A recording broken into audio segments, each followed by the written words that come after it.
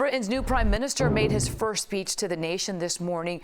Rishi Sunak is the first person of color ever to lead the government. And at 42, he is the youngest prime minister in more than 2 centuries. CBS 4's Rami Onisencio reports from London.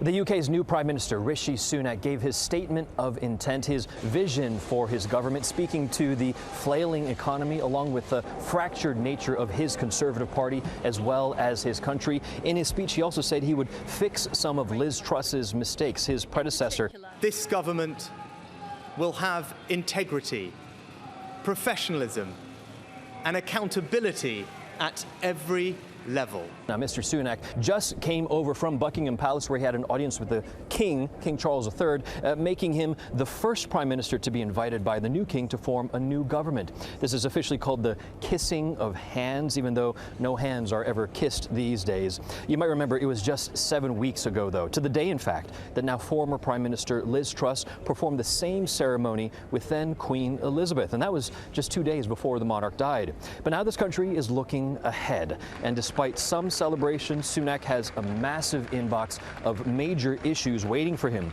the worst since the 1970s, it said, and he'll be leaning on his experience as the country's ex-finance minister. A new survey out today, for example, suggests this country has already fallen into recession. Inflation is at a 40-year high. Electricity prices are soaring because of Russia's war on Ukraine, and his own Conservative Party has been in an open civil war with itself between the right wing and the more right wing. He will need to unify them to push through policy, but there are already calls from his own colleagues to take him down. So his honeymoon will probably not last that long. Now, U.S. President Biden has called Sunak's rise to power as groundbreaking as the first British Asian in the role. But remember, the past 2 prime ministers for the United Kingdom both resigned in the span of just 7 weeks. So the very famous black door here at number 10 has also proven that it is also a very quickly revolving one.